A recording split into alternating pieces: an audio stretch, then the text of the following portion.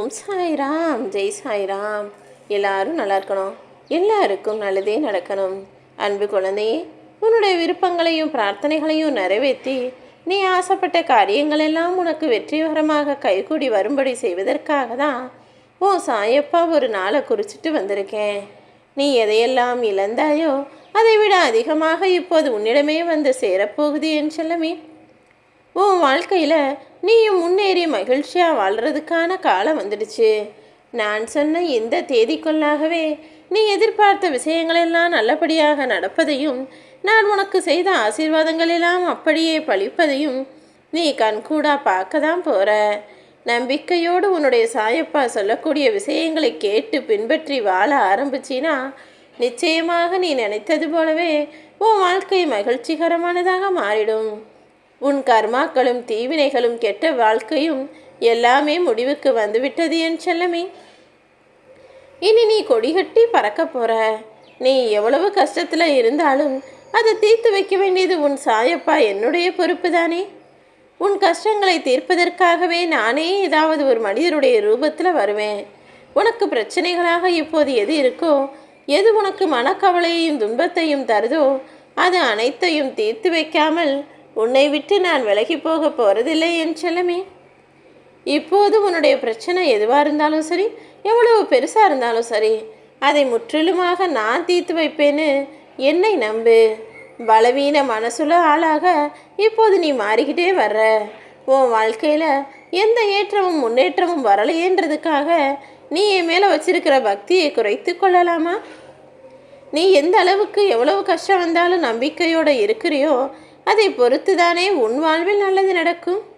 என்னை சரணாகதி அடைந்த என் பிள்ளையான உன் வாழ்க்கையில் இதுக்கு மேலும் நீ துன்பப்படும்படி நான் விட்டுட மாட்டேன் என் செல்லமே. உன் கண்களுக்கு எதிராகவே உன் சாயப்பா நான் அமர்ந்து நீ திரும்பும் திசையெல்லாம் வெற்றி கிடைக்கும்படி செய்ய போகிறேன். நீ பார்க்குற ஒவ்வொரு ஜீவராசிகளின் வடிவிலும் நான் தானே இருக்கிறேன். உனக்கு நிழலாக உன்னை பின்தொடர்ந்து வந்து கொண்டிருக்கும் உன் சாயப்பா நான் சொல்கிறத கேளு. இப்போது உன்கிட்ட என்ன இருக்கோ அதை நானே கொடுத்ததாக நினச்சிக்கிட்டு மகிழ்ச்சியாக வாழ ஆரம்பியே. அதை விட்டுட்டு அது கிடைக்கல இது சரியில்லைன்னு குறை சொல்லாதே என் செல்லமே. உன்கிட்ட எது இல்லையோ, எதை நீ எதிர்பார்க்குறியோ, உன் மனசுக்கு எதை கொடுத்தா நிறைவடையுமோ அது எல்லாத்தையும் கூடிய சீக்கிரம் நான் கொடுப்பேன்ற நம்பிக்கையோடு காத்திரு. உன் வேண்டுதல்களும் பிரார்த்தனைகளும் உன் சாயப்பாவின் காலடிகளில் வந்து சேர்ந்து விட்டது.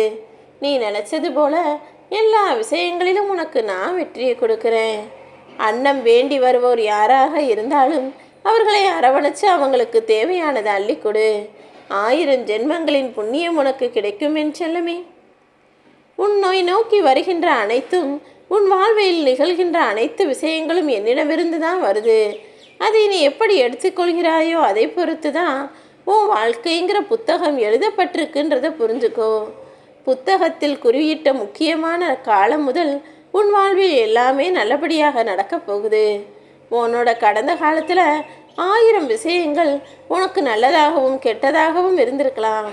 அதில் எந்த தவறும் இல்லை. ஆனால் இனிமே உனக்கு என்ன நடக்கணும்னு நான் தீர்மானிச்சனோ அதை அப்படியே உன் வாழ்வில் அழகாக நடத்தி முடிக்க போகிறேன். ஏற்கனவே நடந்ததையும் முடிஞ்சதையும் விட்டுவிடு என் செல்லமே. அதை வேற யோசிச்சு ஏன் தேவையில்லாத ஞாபகத்தில் வாழ்க்கையை பயணிக்கிறாய்? உன்னுடைய எதிர்காலம் நீ நினைக்கிறது போல கிடையாது. உன்னுடைய இந்த நிகழ்கால புத்தகத்தை எழுதி கொண்டிருக்கும் உன் சாயப்பா நான் சொல்கிறேன், நீ பயப்பட வேண்டாம்.